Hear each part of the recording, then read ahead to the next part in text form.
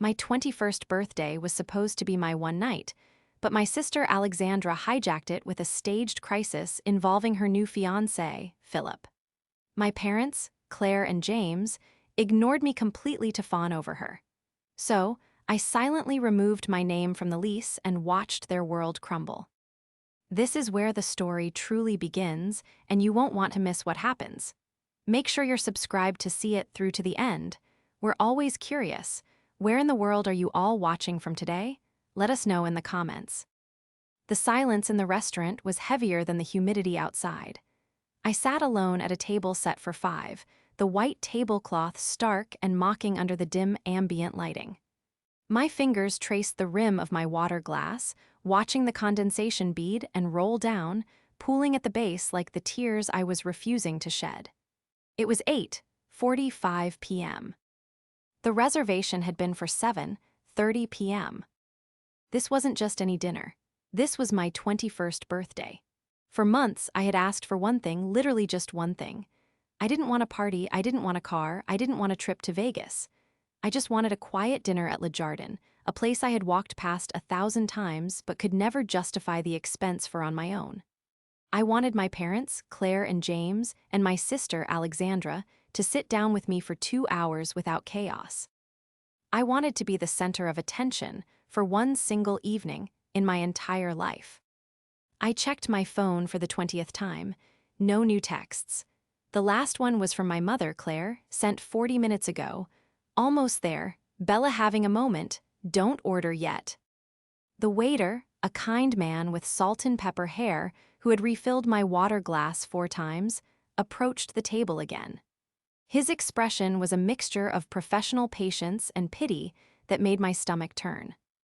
"Miss, the kitchen will be closing in 45 minutes. Would you like to order an appetizer while you wait?" he asked softly. "No, thank you," I said, my voice sounding brittle to my own ears. "They'll be here, they promised." The words felt like ash in my mouth. Promises in my family were currency printed on invisible paper. They looked nice, but they held no value when you tried to spend them. Just as the waiter turned to leave, the front door of the restaurant swung open with dramatic force. The sound of high heels clicking rapidly against the floorboards cut through the low hum of conversation. I didn't even have to look up to know who it was. The chaotic energy that sucked the air out of every room could only belong to one person. Alexandra. She swept in, wearing a dress that was likely 3 times the cost of my rent, tears streaming down her perfectly made-up face. Trailing behind her were my parents, Claire and James, looking flustered and frantic. And behind them was a man I had only met twice, Philip. They didn't look for me. They didn't scan the room to find the birthday girl. Instead, Alexandra stopped in the middle of the foyer, threw her hands up, and let out a sob that turned every head in the establishment. "I just can't believe it. I simply can't breathe," she wailed, clutching her chest. My father, James, immediately wrapped an arm around her. "It's okay, Lexi. Breathe, honey, breathe. We're here." "Philip, get her water." My mother, Claire, barked, snapping her fingers at the man who looked like a deer caught in headlights. I stood up, waving my hand tentatively from the corner table. "Mom, Dad, over here." They didn't hear me, or rather, they chose not to hear me. They were huddled around Alexandra like she was a wounded soldier on a battlefield, not a 25-year-old woman having a meltdown in a French bistro. I walked over to them, my legs feeling heavy. "Hey," I said, stepping into their circle. "You guys made it." Claire looked at me, her eyes glazed over with that frantic, enabling panic she always wore when Alexandra was upset. "Evelyn, not now. Your sister is in crisis." "It's my birthday," I whispered, though I knew it was futile. "Oh my God, Evelyn," Alexandra snapped, her tears miraculously pausing for a second so she could glare at me. "Do you have to be so selfish? Philip and I just had a huge fight in the car about the wedding venue, and I think I'm having a panic attack. My heart is literally stopping." "You aren't even engaged formally yet," I pointed out, logic being my shield and my curse. "Evelyn, stop it," James hissed, his face red. "Can't you see she's hurting? We need to get her a seat. "Waiter, we need a bigger table away from the noise. She needs space." They pushed past me. They literally brushed past my shoulder, bumping me aside as they ushered Alexandra toward a booth on the other side of the room, completely ignoring the table I had been sitting at for over an hour. I stood there frozen. I watched them settle her in. I watched Philip hand her a napkin to dab her dry eyes. I watched Claire rubbing her back and James Ord airing a bottle of the most expensive champagne to calm her nerves. I stood there for 5 full minutes, waiting for one of them to wave me over. Waiting for one of them to realize I wasn't with them. They never looked up, not once. The waiter returned to my side, holding the menu I had abandoned. "Miss, should I move your setting to their table?" I looked at my family. The people I had supported, the people I loved, the people who were currently toasting to Alexandra's bravery for surviving a car ride argument. "No," I said, my voice trembling with a rage I had never felt before. "No, that won't be necessary." I walked out the door, into the humid night, and they didn't even notice I was gone. As I stood on the curb waiting for my Uber, the betrayal didn't feel like a sharp knife. It felt like a diagnosis. It was terminal. The morning after my 21st birthday, the apartment was silent. I had lived in this 3-bedroom townhouse with my parents and Alexandra for 2 years since graduating early from design school. It was a beautiful place. High ceilings, hardwood floors, located in a trendy district that my father, James, loved to brag about to his golf buddies. I walked into the kitchen, my head pounding from a sleepless night spent crying into my pillow. The counters were cluttered with the remnants of their night. An empty champagne bottle, not the one from the restaurant, a second one, 3 dirty wine glasses, and a takeout box from a late-night diner. There was no slice of cake for me, no card. I started the coffee maker, the mechanical hissing sound the only company I had. I sat at the island, opening my laptop. My bank account balance stared back at me, a stark reminder of reality. $4,200, withdrawn yesterday. That was the rent check clearing. My mother, Claire, shuffled into the kitchen 10 minutes later, clutching her silk robe tight around her. She looked tired, her eyes puffy. When she saw me, she didn't apologize. She didn't rush over to hug me. She sighed. "Evelyn, why did you run off last night?" she asked, pouring herself a cup of coffee without asking if I wanted any. "It was very dramatic of you." I stared at her, blinking slowly. "I ran off. Mom, I waited for an hour and a half. You guys arrived, ignored me, sat at a different table, and ordered champagne for Alexandra because she argued with Philip." "It wasn't just an argument, Evelyn," Claire said, her voice taking on that scolding tone she reserved exclusively for me. She was hysterical. "Philip is wealthy, and the pressure on your sister to fit into his world is immense. She needs our support. You know how fragile she is." "I turned 21 yesterday," I said flatly. We know," Claire waved her hand dismissively, grabbing a biscotti from the jar. "And we were going to celebrate, but the night got away from us. We can do a cake tonight, or maybe next weekend. Alexandra wants to go to the Hamptons with Philip next weekend to look at venues. Maybe we can all go and celebrate you there, if you drive." I closed my laptop slowly. "I'm not driving you to the Hamptons, so you can look at wedding venues for a wedding that doesn't exist yet." "Oh, stop being so jealous," James's voice boomed as he entered the kitchen, looking surprisingly chipper. He clapped a hand on my shoulder, squeezing it a little too hard. "Big news, Evie, Philip is coming over for brunch. He's going to make it official today. He's bringing the ring, can you believe it? Our little Lexi marrying a Sterling." My stomach dropped. That was it. That was why the birthday was erased. Because Alexandra had sensed the spotlight shifting to me for one day, and she had panicked. She had forced a crisis to accelerate Philip's proposal. "That's great," I said, standing up. "I'm happy for her." "Where are you going?" James asked, frowning. "We need you to run to the store. We need mimosas, fresh fruit, maybe some of those pastries Philip likes. And clean up the living room, would you? It's a mess." I looked at the messy counter. I looked at my father, who hadn't worked a full week in 3 years because he was consulting. I looked at my mother, who spent her part-time receptionist salary on anti-aging creams. They saw a daughter standing there, but they didn't see the heavy lifting. They didn't see the glue.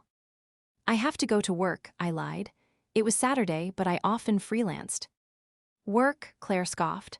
On a Saturday, Evelyn, this is family. This is your sister's engagement. I have a deadline, I said, grabbing my keys. You're being incredibly difficult, James muttered, turning his back to me to open the fridge. Just like your aunt, always keeping score. I walked to the door, my heart hammering against my ribs. I paused with my hand on the doorknob. Dad, I called out. What? He grunted, not looking back. Did you pay the electric bill? It was due on the 15th.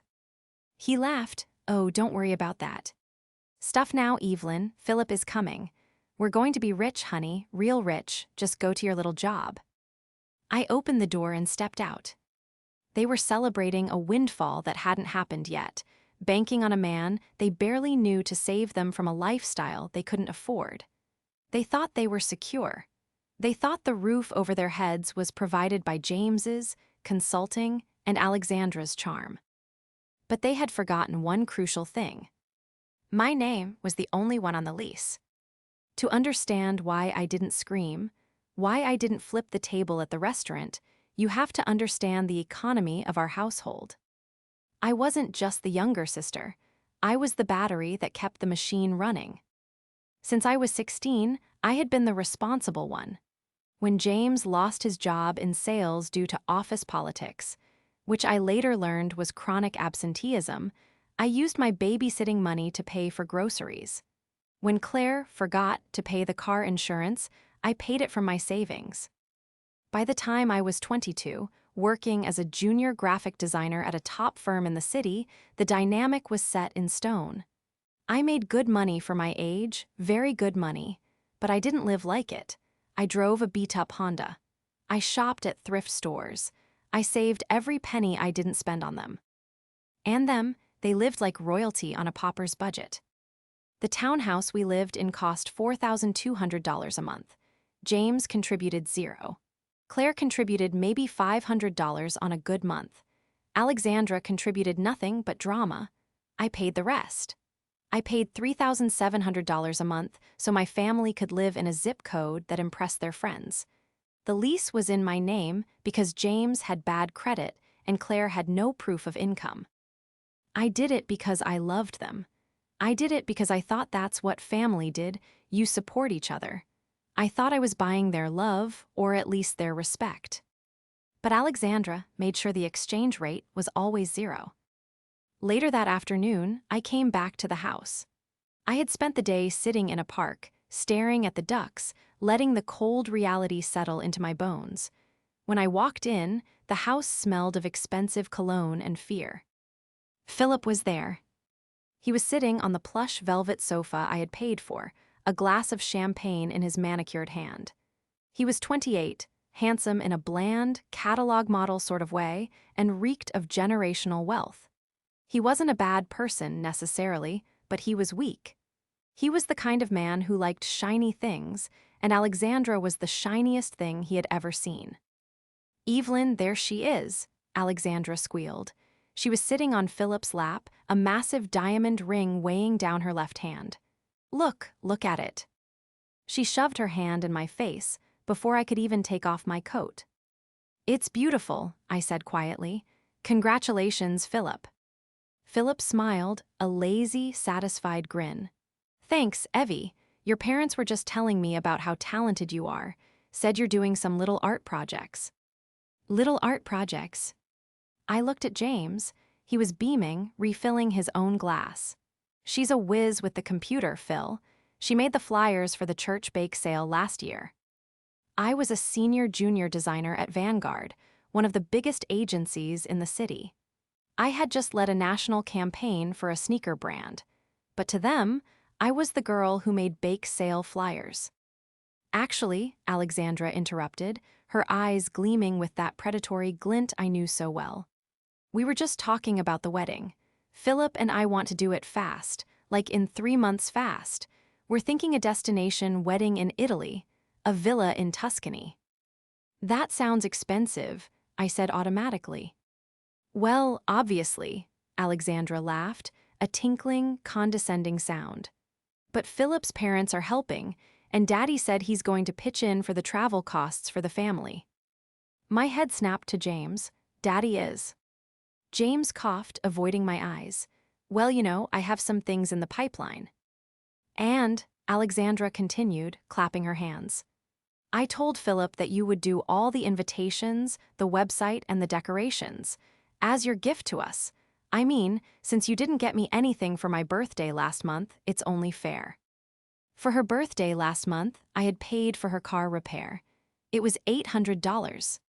Philip looked at me, his smile not quite reaching his eyes. He looked at me the way one looks at a service worker. That would be great, Evie. Lexi says you have a lot of free time since you don't really date. It would save us a ton on the budget.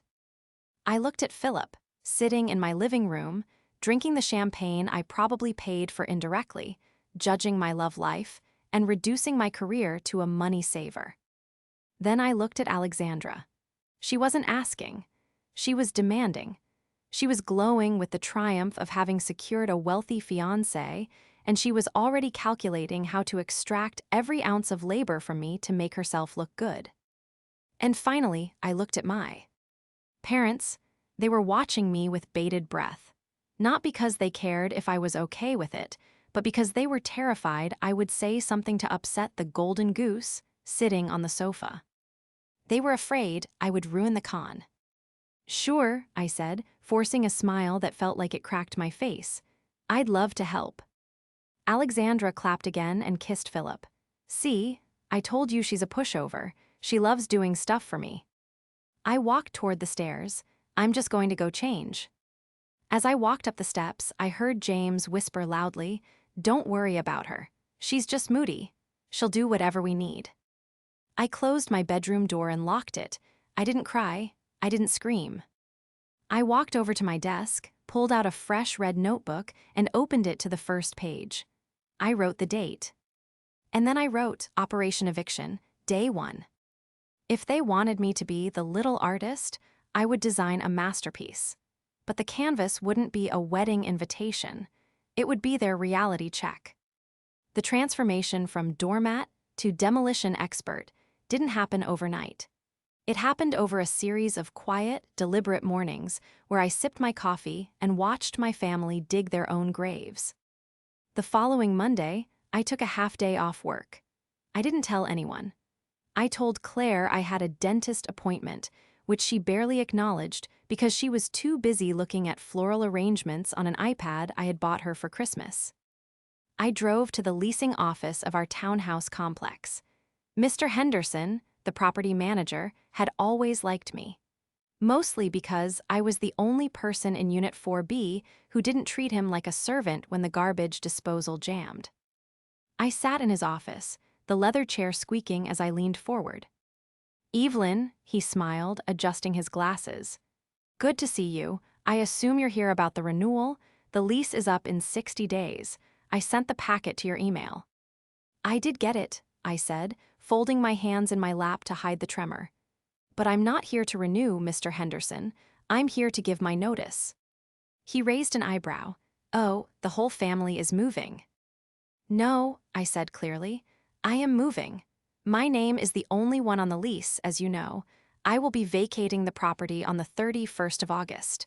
I am not renewing." Mr. Henderson leaned back, a look of concern crossing his face.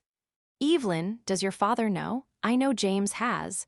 Well, his credit situation hasn't improved. If you remove your name, they will have to requalify. And frankly, with the rent increase coming up." "I know," I interrupted. "They don't know yet. And I'm asking you, as a personal favor, not to say anything until the 30-day mandatory notice period kicks in. I need time to get my affairs in order." He looked at me for a long moment. He knew my family. He had seen Alexandra scream at the maintenance guys. He had seen James park his leased BMW in the fire lane. "Okay," he said softly, "I won't say a word, but Evelyn, It's going to be a bloodbath. I know, I repeated, but I can't afford to carry them anymore, not if I want a life of my own. I left the office with a lighter heart and a heavier secret. The clock was ticking, 60 days. For the next few weeks, I became a ghost in my own home. I stopped buying groceries. I stopped fixing the Wi-Fi when it lagged. I stopped doing the laundry that piled up in the hallway. Instead, I focused on the wedding tasks Alexandra had assigned me. She wanted a website?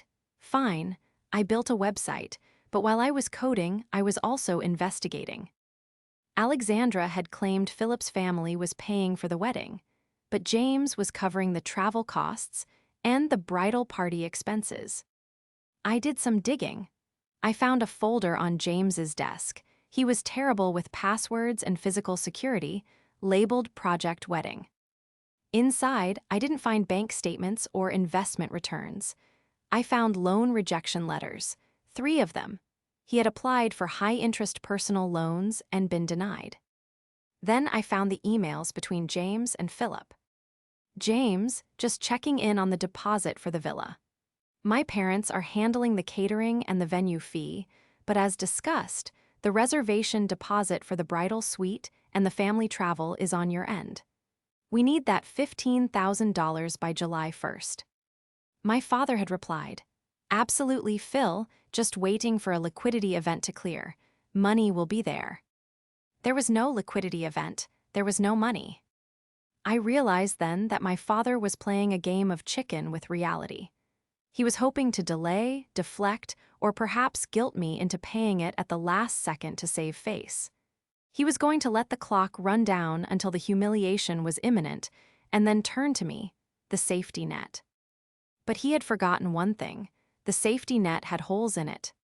The first crack in the facade appeared 2 weeks later. It was a Tuesday evening. Alexandra had invited Philip and his sister, enthusiastic but vapid maid of honor types, over for dinner. Claire had insisted on a home-cooked meal, which naturally meant she bought expensive pre-made lasagna from a gourmet deli and replated it. We were sitting in the dining room. The mood was manic.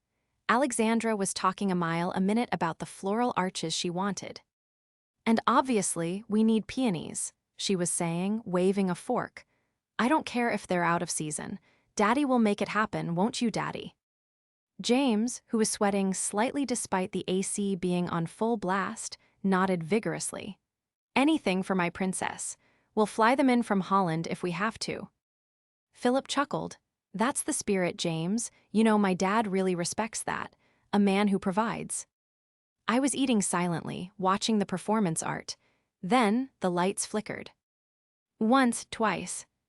And then total darkness. The hum of the refrigerator died. The AC unit groaned and stopped.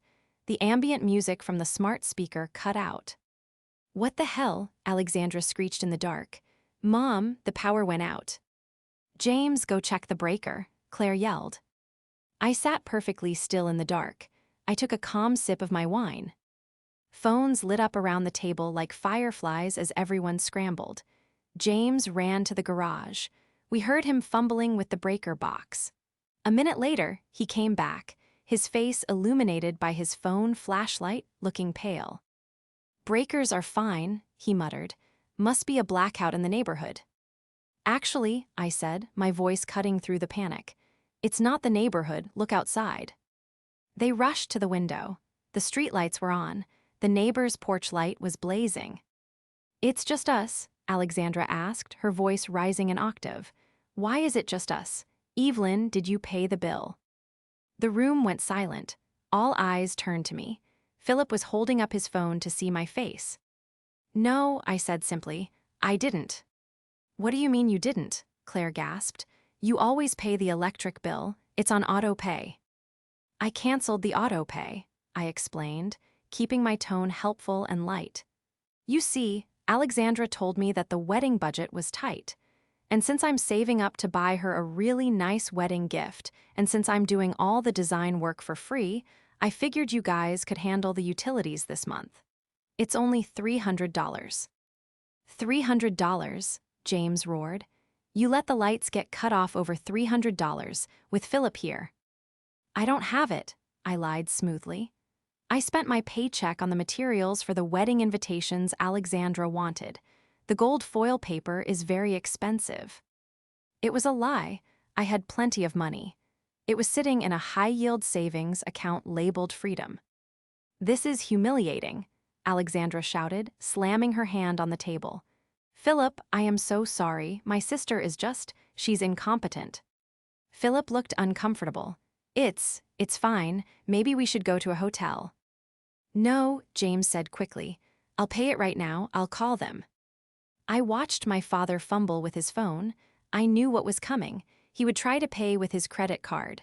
The one that was maxed out. The system is down, James lied, shoving his phone back in his pocket. I'll handle it in the morning. Let's light some candles. It's romantic, right? We finished the dinner by candlelight. But it wasn't romantic. It was tense. Philip was looking around the dark house, looking at the wealthy family who couldn't keep the lights on, and for the first time, I saw a flicker of doubt in his eyes. Alexandra saw it too, and she looked at me with pure hatred. You did this on purpose, she whispered to me when Philip went to the bathroom with a flashlight. I just assumed you guys could handle the basics, I whispered back, since you're planning a $50,000 wedding. You're useless, she hissed. Wait until I tell Philip how jealous you are. You're trying to sabotage me. I don't have to sabotage you, Lexi, I said, leaning in. You're doing a great job all by yourself. The power outage was a warning shot, but they treated it like a glitch. James borrowed money from a friend to get the lights back on the next day, spinning a story about a banking error. But the pressure was mounting. July 1st was approaching.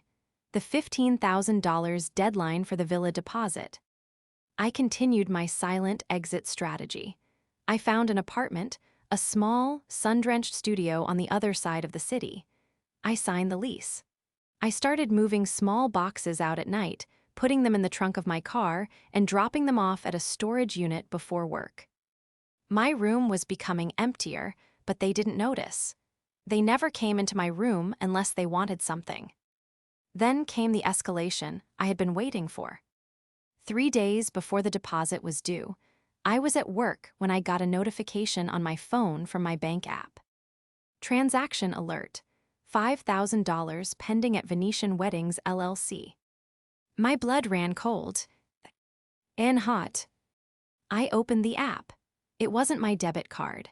It was my emergency credit card, the one I kept in the back of my desk drawer at home for dire emergencies. The one with a $15,000 limit that I had built up over years of perfect credit. I called the bank immediately. Freeze it, mark it as fraud.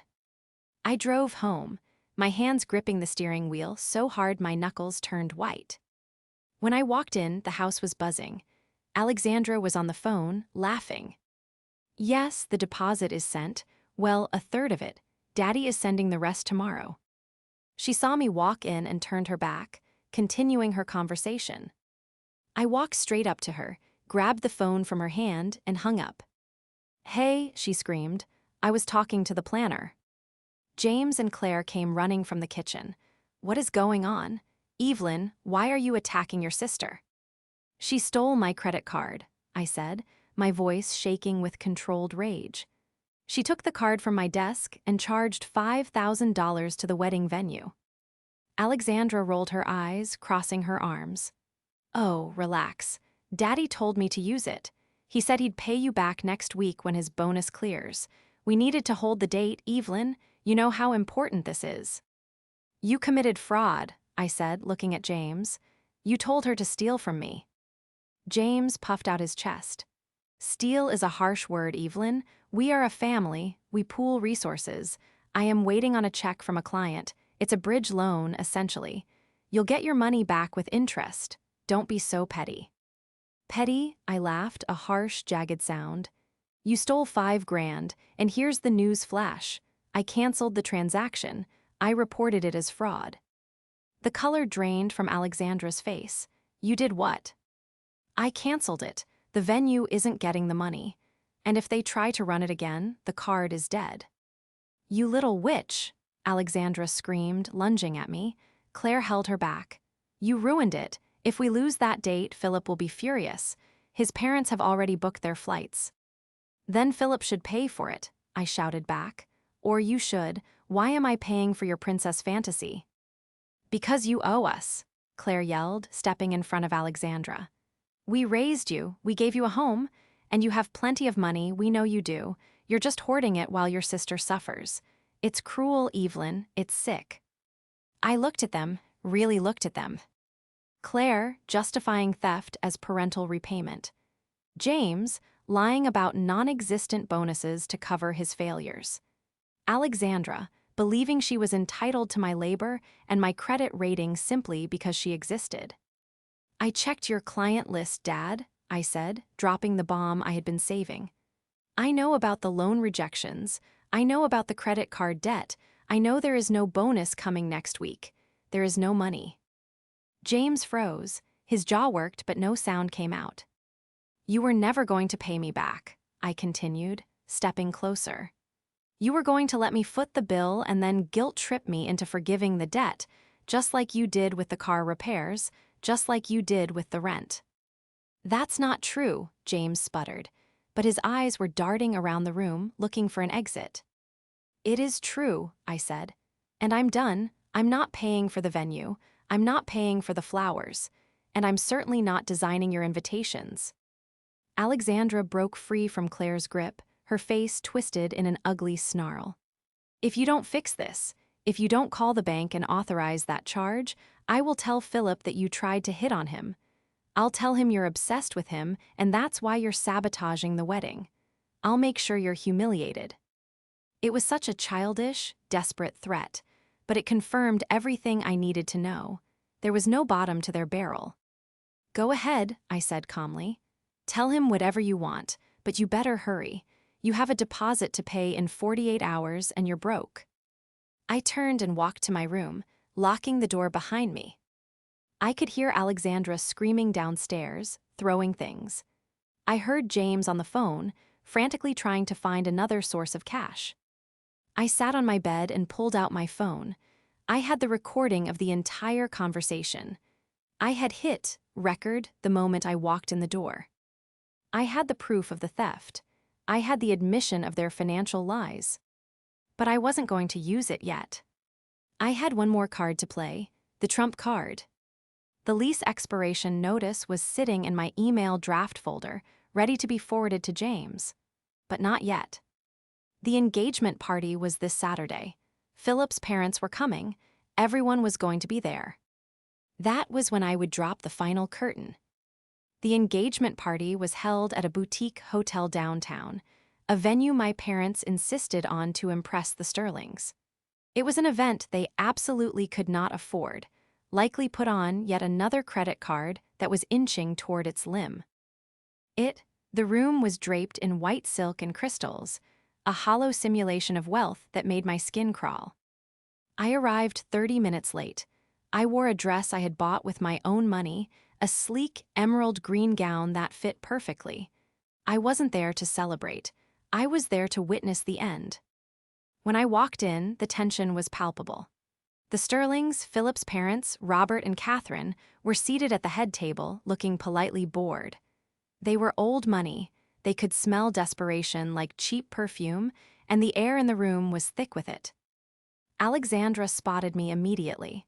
She was wearing white, looking every bit the princess she believed she was. She rushed over, gripping my arm tightly, her nails digging into my skin. You came, she hissed, her voice low so the guests nearby couldn't hear. I told Mom you wouldn't show your face after what you did. It's a family event, I said calmly, removing her hand from my arm. I wouldn't miss it. Just keep your mouth shut, she warned, her eyes darting toward Philip, who was talking to his father. If you say one word about the money, I swear to God, Evelyn. Relax, Lexi, I'm just here to listen. I took my seat at the family table. James and Claire were manic, laughing too loudly at Robert Sterling's mild jokes, constantly refilling wine glasses, acting like court jesters trying to entertain the royals. The dinner service began, and I sat in silence, watching the farce unfold. Philip looked stressed. He kept checking his phone, likely looking for the venue confirmation that hadn't come because the deposit check, the one James claimed he sent after my fraud alert, had obviously bounced. Then came the toasts. James stood up, swaying slightly. To my beautiful daughter Alexandra, and to Philip, a union of two great families. He rambled on about legacy and love, glossing over the fact that his legacy was built on debt, and his daughter's love was built on a need for financial security. Then Alexandra took the microphone. She looked out at the crowd, her eyes landing on me with a vindictive gleam. "I want to thank everyone for coming," she said, her voice trembling with staged emotion. "Especially my parents, who have given everything for this day, and I even want to thank my sister Evelyn." The room went quiet. I held my breath. "I know it's been hard for you, Evie," she continued, tilting her head sympathetically. "I know you've been struggling lately with your jealousy and your mental health. Philip and I forgive you for the outburst the other day. We know you didn't mean to try and cancel the venue. We know you're just working through some things, but we love you anyway." A ripple of murmurs went through the room. Philip's mother, Catherine, adjusted her pearls, looking at me with distaste. Alexandra had done exactly what she threatened. She had painted me as the unstable, jealous sister to discredit anything I might say later. It was a smart move. But it was a move made by someone who didn't know the game was already over. I stood up. "Evelyn, sit down," James hissed under his breath. I ignored him. I walked to the front of the room. I didn't take the microphone from Alexandra. I simply stood next to the projector screen that had been cycling through photos of the happy couple. "Thank you, Alexandra," I said, my voice projecting clearly without the mic. "That was very creative." I turned to Philip. "Philip, before I sit down, I have a small engagement gift for you. Since Alexandra mentioned the venue and the deposit, I thought we should clear something up." "Evelyn, don't," Claire shrieked, standing up. I pulled my phone out and connected it to the AV system via the Bluetooth dongle I had paired with earlier while the staff was setting up. "I didn't try to cancel the venue because I was jealous," I said, looking directly at Robert Sterling. "I canceled the payment because it was made with a stolen credit card. My credit card." "That's a lie," Alexandra screamed. "She's crazy, turn it off." But I had already pressed play. The audio from the kitchen argument 2 days ago filled the banquet hall. The quality was crystal clear. "You committed fraud," my recorded voice said. "You told her to steal from me." "Steal is a harsh word, Evelyn," James's voice boomed through the speakers, unmistakable. "We are a family. I am waiting on a check. It's a bridge loan." "I checked your client list, Dad. There is no bonus coming. There is no money." "You were never going to pay me back," my voice continued. "If you don't fix this, I will tell Philip that you tried to hit on him. I'll make sure you're humiliated," Alexandra's voice sneered on the recording. The room was deadly silent, the kind of silence that feels like a vacuum in space. I stopped the recording. I looked at Philip. His face was gray. He looked from Alexandra to James and then to me. You stole from her," Philip whispered. "Ed, to pay for the deposit." No, Philip, listen." Alexandra grabbed his arm. "She doctored it. It's AI. She's trying to ruin us." "It's not AI, Alexandra," I said calmly. "And Philip, you might want to ask my father about the travel costs your parents sent him money for. The $15,000? He used it to pay off a gambling debt 3 weeks ago. I have the bank transfer receipt right here." I held up a piece of paper. It was a printout I had found in James's discarded mail, a debt consolidation notice. Robert Sterling stood up. The sound of his chair scraping against the floor echoed like a gunshot. "James," Robert said, his voice ice cold, "is this true?" James was sweating profusely, dabbing his forehead with a napkin. "Bob, listen, cash flow is a little tight right now, just a temporary." "Did you spend the money I sent for the bridal suite on gambling debts?" Robert asked, stepping closer. James couldn't speak, he just stuttered. Robert turned to his wife. "Catherine, get your coat, we're leaving." "No, no, please," Alexandra wailed, throwing herself in front of them. "Mr. Sterling, please, I love him, we can fix this." Philip stepped back from her, looking at her with a mixture of horror and disgust. "You stood there and lied to me. You called your sister crazy while you were stealing from her. You're a monster." "Philip," she sobbed, reaching for him. "Don't," he said, recoiling. "Don't touch me, the engagement is off, obviously." Philip turned and walked out behind his parents. The room erupted into chaos. Guests were whispering, some were standing up to leave, sensing the disaster. James sank into his chair, head in his hands. Claire was sobbing, looking around wildly as if looking for someone to blame. Her eyes landed on me. "You," she screamed, her face contorted with rage. "You spiteful, hateful little girl, you ruined everything, you destroyed this family." I looked at them, the wreckage of their own greed. "I didn't destroy anything," I said, my voice steady.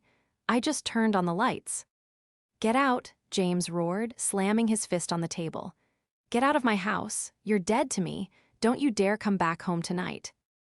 I smiled, a sad final smile. "Actually, Dad, that's the last thing I need to tell you." I pulled an envelope from my clutch and placed it on the table, next to the untouched wedding cake. "That's not your house, the lease is in my name. And as of this morning, I have officially terminated it. You have 30 days to vacate. Mr. Henderson has already listed the unit." James looked at me, his eyes bulging. You canceled the lease." "I'm moving out tonight," I said. "And since you can't pass the credit check and you have no income, I suggest you start packing. Happy birthday to me." I turned and walked out of the hotel ballroom. I didn't look back. The sound of Alexandra's wailing faded as the heavy doors swung shut behind me. The fallout was swift and brutal. I spent that night in a hotel, treating myself to room service and a phone that I kept on Do Not Disturb. When I finally turned it on the next morning, I had 47 missed calls and over 100 text messages. They ranged from begging, "Please, Evelyn, we have nowhere to go," to threatening, "I'll sue you for abandonment," to incoherent rage, "I hope you die alone." I read them all, and then I blocked every single number. I went back to the townhouse one last time on Monday morning, bringing 2 hired movers and a police escort I had requested, just in case. The house was a disaster zone. Vases were smashed. Clothes were strewn everywhere. It looked like a tornado of tantrums had ripped through the living room. James and Claire were sitting at the kitchen table, looking 10 years older. Alexandra was nowhere to be seen.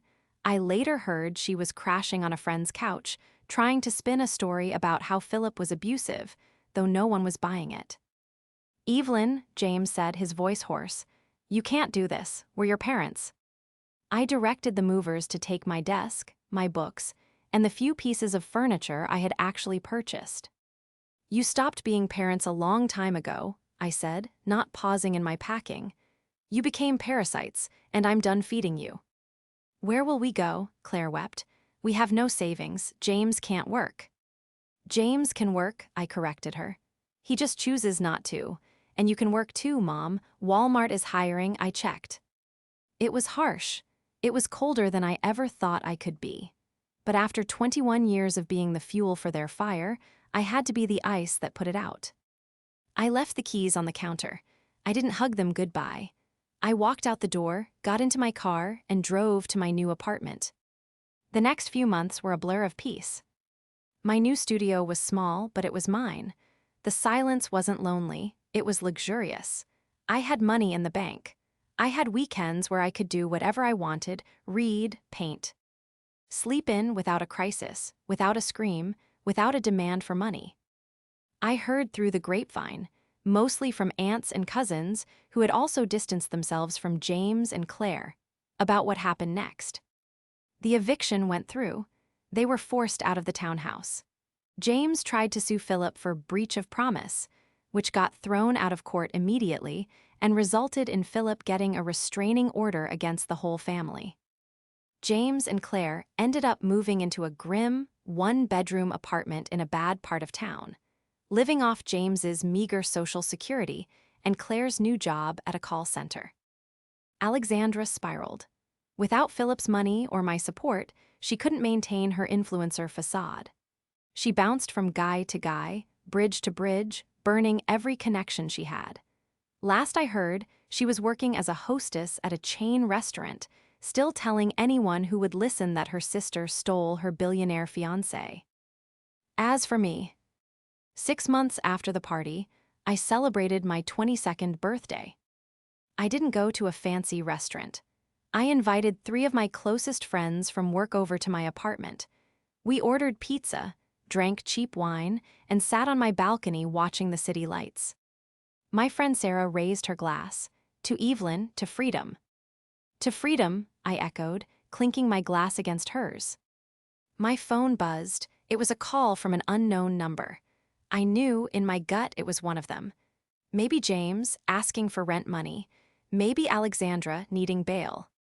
I looked at the screen. I looked at my friends, laughing and eating pizza, asking nothing of me but my company.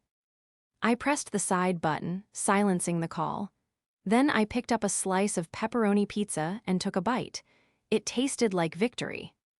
It was too late for them, but for me, my life was just beginning.